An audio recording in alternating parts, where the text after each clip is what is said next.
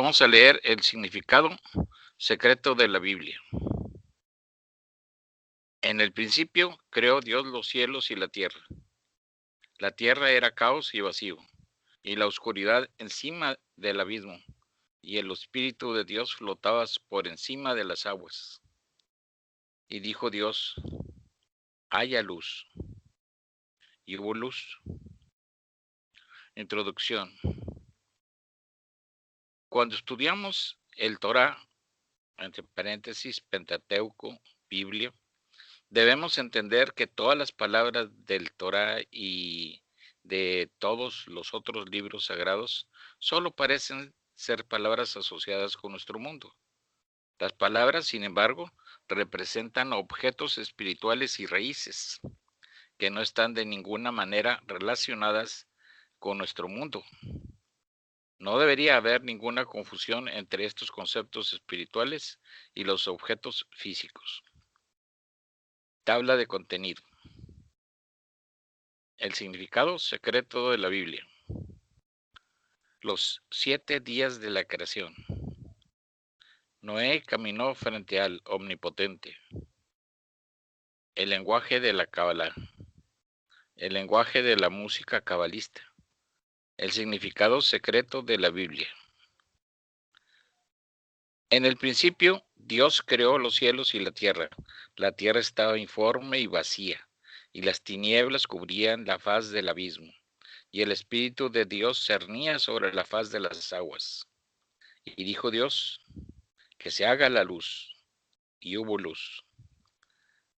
De la Torá, Pentateuco. Imagine nuestro universo por un momento. O sea, la interminable cantidad de galaxias, estrellas y mundos. Ahora, imagine que removemos una parte específica del espacio de nuestro universo. Pregunta: ¿cómo seremos capaces de imaginar la vacuidad resultante de este vacío si no contiene nada que pueda ser medido o descrito? En la realidad, percibimos todos los fenómenos en términos de tiempo, espacio y movimiento. No podemos imaginar algo que es absolutamente estático, congelado en el tiempo, sin volumen. Esta es una analogía de nuestra comprensión de los mundos espirituales. No hay tiempo, movimiento o incluso espacio en mundos espirituales, dado que todas nuestras percepciones de la realidad se basan en estos conceptos físicos. Se deduce que no hay absolutamente ninguna conexión entre la espiritualidad y nuestra construcción de la realidad física, basada en nuestras percepciones y sensaciones. Esto resulta en una carencia de palabras y vocabulario capaz de expresar conceptos espirituales. Por lo tanto, si la Kabbalah es el estudio de los mundos espirituales, pregunta: ¿cómo podemos discutir algo que somos incapaces de imaginar? Si somos totalmente incapaces de imaginar lo espiritual, entonces, pregunta: ¿cómo podemos entender lo que está escrito en libros cabalistas? Subtítulo: lo que se describe en la Torá. Cuando estudiamos la Torá debemos entender que todas las palabras de la Torá y de todos los demás libros sagrados solo parecen ser palabras relacionadas con nuestro mundo. Las palabras, sin embargo, representan objetos y raíces espirituales que no están conectados a nuestro mundo. No debe haber confusión entre estos conceptos espirituales y los objetos físicos. La Torá contiene los nombres sagrados del Creador, lo que representan los grados de su alcance. Esto es similar a la manera en la que asignamos un nombre a un objeto en nuestro mundo, dependiendo de la forma como el objeto se manifiesta a nuestros sentidos. La Torá en su totalidad describe los niveles de aproximarse y de sentir al Creador.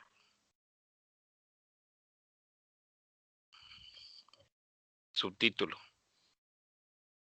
el pensamiento de la creación y el lenguaje de la Kabbalah.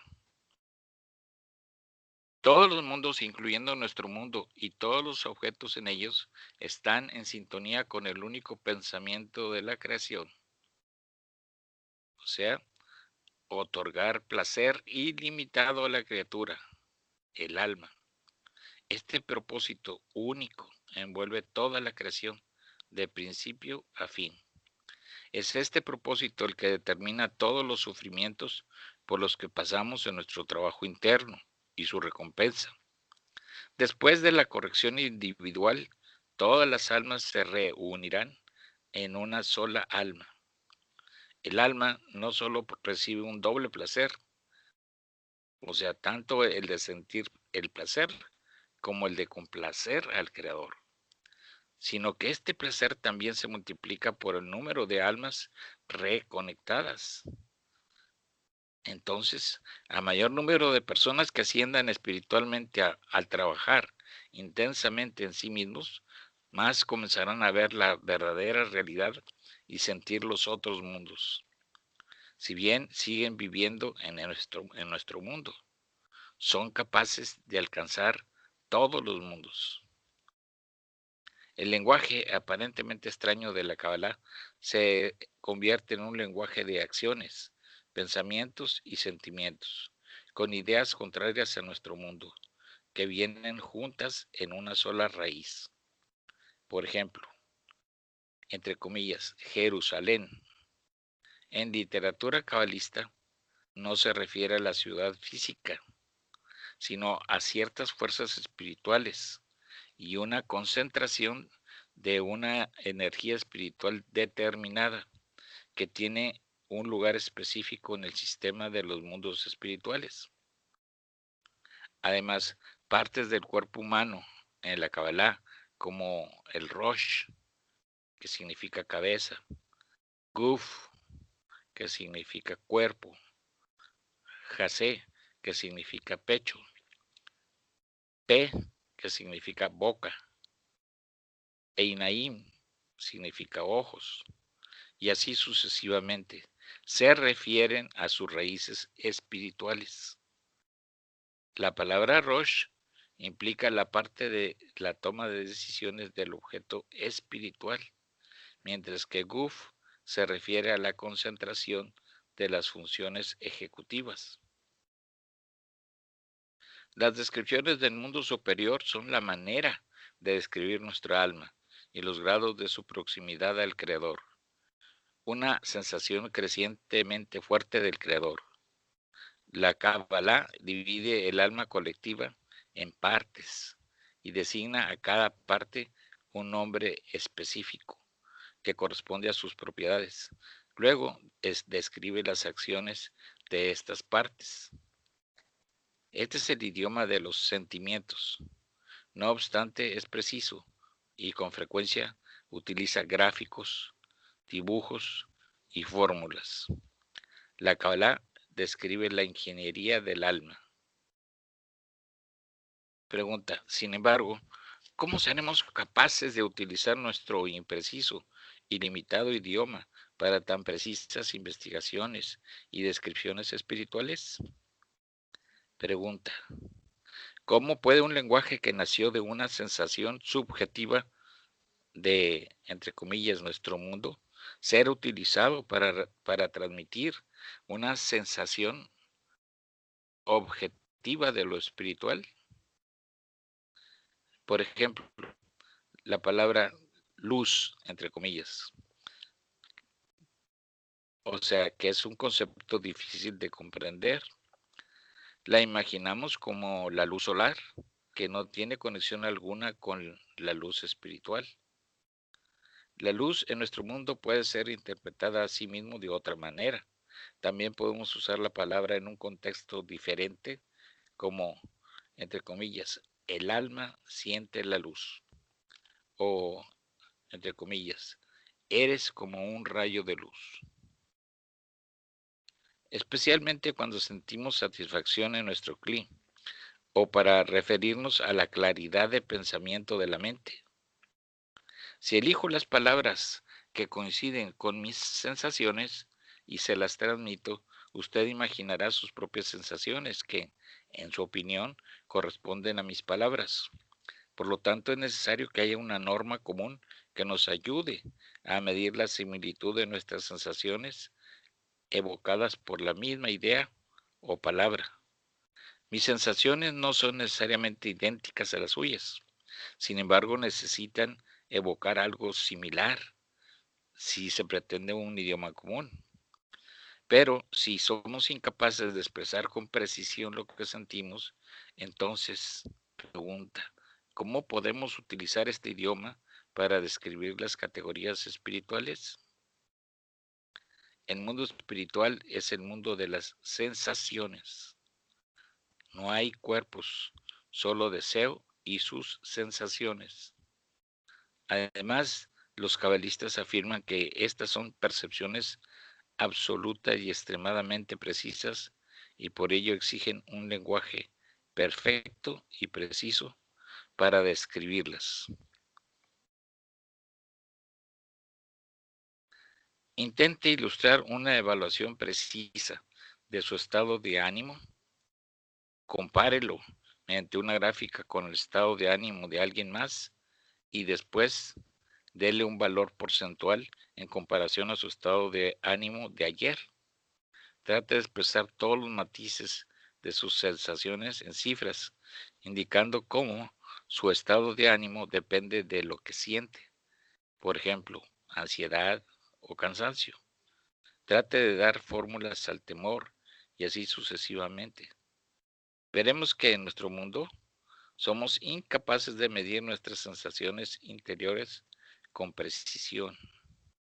Supongamos, la conexión entre tocar algo caliente y la onda de explosión en mi cerebro depende también de mi estado de ánimo, de la manera como me siento, del entrenamiento y de otros parámetros personales. No sabemos cómo comparar, en términos de un valor porcentual, cantidad y calidad, el placer que experimentamos de la música con el placer que se obtiene de un plato sabroso. Pero si nuestro idioma es tan primitivo, limitado, subjetivo e impreciso, pregunta, ¿cómo fueron los cabalistas capaces de usarlo para describir acciones sensoriales absolutamente precisas? ¿Y por qué adoptar este idioma en lugar de inventar uno propio? Aunque un solo símbolo sea mal utilizado en la ciencia exacta, la persona que está familiarizada con ese símbolo, pero desconoce el error, no entenderá de dónde proceden los resultados. Percibirá el resultado como una afirmación científica absolutamente artificial. Y ahora bien, si la persona no está familiarizada con los símbolos, erróneamente aceptará esta afirmación como cierta. Subtítulo: El lenguaje de las ramas. Los cabalistas optaron por un lenguaje especial llamado, entre comillas, el lenguaje de las ramas. La razón detrás de esta elección es que todo lo que existe en nuestro mundo, o sea, los niveles inanimado, vegetativo, animado y humano de la naturaleza, todo lo que pasó con ellos en el pasado, lo que está ocurriendo ahora y lo que sucederá en el futuro, es decir, todos los objetos, así como su gobierno, emanan del Creador y pasan a través de todos los mundos espirituales antes de aparecer en el nuestro. El gobierno de todo esto es renovado constantemente desde lo alto hacia abajo en nuestro mundo. Todo lo que existe en nuestro mundo se origina en el mundo superior, junto con todo lo que gradualmente desciende a nuestro mundo.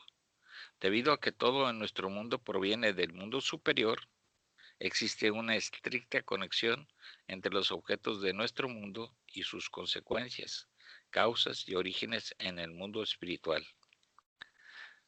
Los cabalistas que señalan esta conexión exacta, ya que ven tanto la parte superior del objeto, o sea, la raíz de donde proviene todo, como el objeto inferior en nuestro mundo, que recibe de lo alto su causa y fuerza gobernante de manera inconsciente, sin sentirlo, pueden describir cada conexión con precisión. Por lo tanto, pueden nombrar las raíces en los mundos superiores por los nombres de sus consecuencias materiales, esto es, por las ramas en nuestro mundo. Esta es la razón por lo que este lenguaje se llama el lenguaje de las ramas y no el lenguaje de las raíces. Las raíces se denominan por los nombres de sus ramas y no al revés. Por lo tanto, los cabalistas han encontrado un lenguaje que, utilizando palabras cotidianas, describe el mundo espiritual con precisión. No puede haber ningún otro lenguaje porque no hay otras palabras comprensibles para los que existen en ambos mundos. Por este motivo, a fin de describir el mundo superior, los cabalistas toman los nombres de nuestro mundo y las usan para describir los objetos superiores, las raíces de nuestro mundo. Sin embargo, si uno desconoce esto, parece que un libro cabalista cuenta una historia acerca de nuestro mundo. Estas palabras, no obstante, no confundan al cabalista, quien ve claramente lo que el libro dice realmente. Ellos saben exactamente qué rama, es decir, efecto, de nuestro mundo corresponde a su raíz en el mundo superior. Encabezado dice o subtítulo, los 7 días de la creación. En el principio, Dios creó los cielos y la tierra, y ahora la tierra estaba informe y vacía, y las tinieblas cubrían la faz del abismo, y el Espíritu de Dios cernía sobre la faz de las aguas. Y Dios dijo, que se haga la luz, y hubo luz. Y Dios vio la luz, que era buena, y Dios separó la luz de las tinieblas, y Dios llamó a la luz día, y llamó a las tinieblas noche. Y hubo tarde, y hubo mañana, día primero. Bereshit, Génesis. El primer capítulo de la Torá comienza con estas palabras que evocan una cierta imagen. Hemos escuchado varias interpretaciones de estas palabras en el nivel de Peshat, o sea, sentido literal. Sin embargo, estas sencillas interpretaciones dejan una enorme cantidad de preguntas que carecen de lógica y de un enfoque científico. Los cabalistas lo explican de la siguiente manera. Todos los libros sagrados hablan solamente del mundo espiritual, de la manera en la que fue creado y de cómo nuestro mundo fue creado de aquel. Además, estos libros no solo se refieren a lo que existe, sino también enseñan a la persona a ver ese mundo. La revelación gradual del mundo superior es llamada ascenso espiritual de la persona, o, entre comillas, peldaños de la elevación espiritual. Varias técnicas son utilizadas en los libros para describir el mundo espiritual. La Kabbalah es la ciencia de la estructura del mundo superior. Utiliza el lenguaje de los Sefirot, Parsufim, gráficos y dibujos para describirlo. La Torah describe el mundo superior mediante el lenguaje cotidiano. Existe también el lenguaje alegórico y el lenguaje de las leyes. Ahora vamos a tratar de traducir el lenguaje de la Torah en idioma cabalista. La Torah describe la aparición del mundo superior, su estructura y evolución, y después describe el proceso de nuestra creación. Pero no se trata de una persona en nuestro mundo. La Torah habla de la creación del deseo de recibir, entre paréntesis, llamado alma o Adán, que tiene la meta de llenar esta creación, deseo alma, con eterno y absoluto placer. Este deseo de deleite es la única creación. Además, solo existe el Creador. Así pues, todo, aparte del Creador, no es más que diversas medidas del deseo de placer. Lo mismo ocurre en nuestro mundo. Lo único que separa a todos los objetos entre sí es la cantidad del deseo de placer, el cual determina todas las propiedades de cada objeto. El deseo de placer se decompone de 5 niveles, y estas 5 partes del deseo o creación son llamados los sefirot. Keter, Jogma, Binah, Tiferet y Malhut. Y el Creador desea llenar completamente de placer a la creación, hasta que la creación sienta perfección y eternidad. Esto se debe a que el Creador mismo existe en este estado y desea otorgárnoslo. El Creador es perfecto y el único. Al ser perfecto, Él desea otorgar la perfección, su propia condición, a sus criaturas. Por esta razón, la meta de la creación es alcanzar la perfección del Creador y poder recibir lo que el Creador quiere otorgarnos. La Kabbalah no se ocupa de los acontecimientos en nuestro mundo, investiga los sucesos en el mundo superior, de donde descendieron todos los poderes en nuestro mundo y generaron e instigaron todo lo que sucede aquí. Al aprender Kabbalah, la persona comienza a ver el mundo superior. Es capaz de alcanzar al Creador y la manera en que Él creó el mundo espiritual. En la Kabbalah este acto se llama el primer día de la creación. En sus acciones posteriores, llamados días subsecuentes, el Creador hizo las fuerzas gobernantes del mundo superior.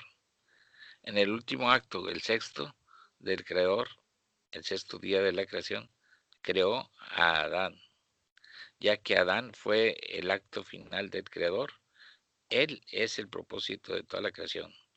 Todo lo creado con anterioridad a Él fue creado para Él. Entonces, ¿cuál es el destino de Adán? Adán debe alcanzar semejanza con el Creador, volverse completamente igual a Él y regir toda la existencia y su propio destino. Es más, estamos obligados a llegar a este perfecto estado superior por nosotros mismos, para alcanzarlo por nuestros propios medios. Primero tenemos que llegar al peor estado, o sea, el opuesto al estado del Creador, y después ascender por nuestra propia voluntad. Con la ayuda de la Kabbalah, la persona ve ambos mundos, nuestro mundo y el mundo superior, así como la interacción entre ellos. La información emana del mundo superior y lo convierte en materia ante nuestros ojos.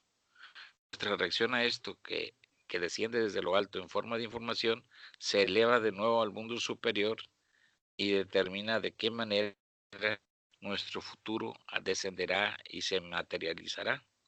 Por lo tanto, el Creador, que existe en el máximo nivel, creó la creación a partir de la propiedad opuesta a Él, la llenó de luz y posteriormente, al vaciarla de la luz, se redujo a la condición de nuestro mundo. Al ascender por los peldaños de la escalera espiritual, la creación se vuelve digna de recibir el placer, que es muchas veces mayor al que sintió antes de descender a este mundo. Por otra parte, la creación debe tener la fuerza y la oportunidad para actuar libremente entre dos fuerzas opuestas, su propio egoísmo y el Creador, y después elegir su camino de manera independiente. Para situar estas condiciones a disposición de la creación, el Creador tiene que hacer lo siguiente: distanciarse completamente de la creación, proporcionarle la oportunidad de evolucionar y alcanzar esta existencia, proporcionarle la oportunidad de una libre elección. El Creador nos da esas condiciones gradualmente. Inicialmente, la creación, sintiendo al Creador, o sea, llenada con la luz, no es independiente. Está totalmente subyugada por la luz y la luz le dicta sus propias reglas y le transfiere sus cualidades, con el fin de hacer que la creación sea independiente del Creador. Él debe distanciarse completamente. En otras palabras, la creación, liberándose de la luz, gana la libertad de acción. El acto de expulsión de la luz del Kli, vasija espiritual, se llama la restricción. La Torah comienza con las palabras, entre comillas, al principio, Bereshit, que es el inicio del proceso de distanciamiento del creador de su creación. La palabra Bereshit proviene de las palabras bar, que significa fuera, es decir, que relata la salida del creador a una condición separada entre el cielo y la tierra. En el principio Dios creó el cielo y la tierra. O sea, el cielo es el Sefirá Binah con sus propiedades altruistas. La tierra es el Sefirá Malhut con sus propiedades egoístas terrenales. Nuestra alma se mantiene entre estas dos propiedades opuestas que proporcionan la base para todo el sistema de existencia. La Torá comienza con el nacimiento de la creación, el mundo superior y la creación del hombre. No inicia con el final de la creación. La función de la Torá es dar a las personas de este mundo la instrucción sobre cómo elevarse a la altura del mejor estado, el más perfecto. En su estado inicial, la creación, el alma o Adán, no está corregida. Se debe corregir a sí misma y alcanzar el estado. Imagine que usted tiene una herramienta rota que necesita para trabajar. Primero tiene que arreglarla y solo después usarla. Por lo tanto, la Torá nos enseña cómo reparar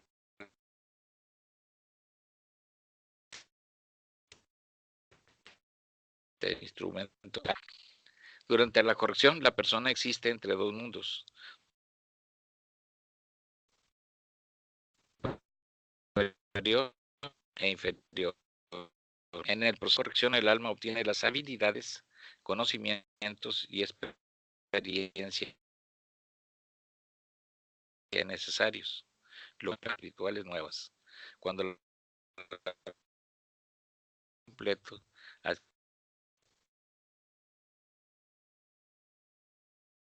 adquiere propiedades que permiten en el mundo superior en toda su totalidad, en la eternidad. Y la Torah describen este estado especial. Es imposible describirlo. Analogía a ello en nuestro idioma. Solo aquellos que pasan por todos los estados de la corrección preliminar y llegan a la corrección final alcanzan este estado. Lo que sea que esté más allá de la corrección final no está descrito en ninguna parte. Aquí es exactamente donde residen, entre comillas, los secretos de la Torá.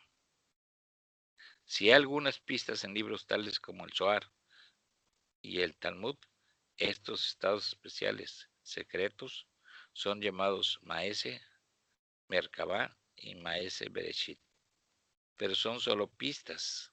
En realidad, estos estados o reinos espirituales no pueden ser descritos en palabras, porque nuestras palabras, letra y términos se han tomado de nuestro sistema de corrección y solo son eficaces aquí.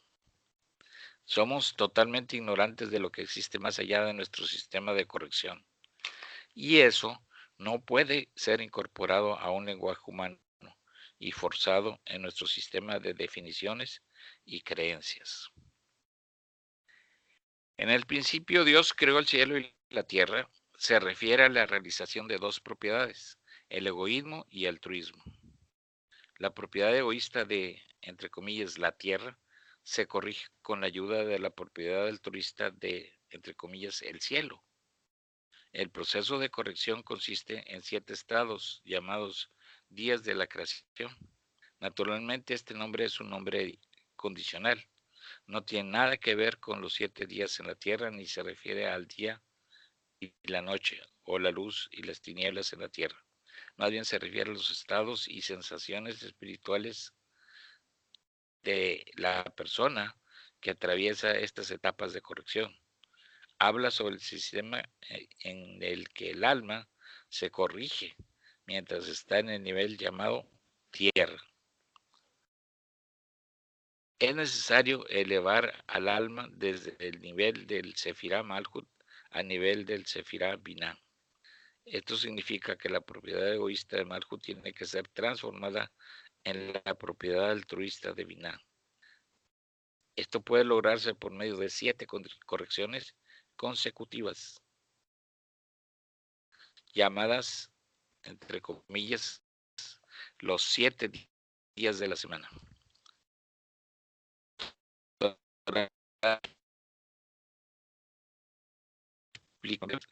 Y nos vamos a quedar aquí donde inicia el subtítulo, el primer día.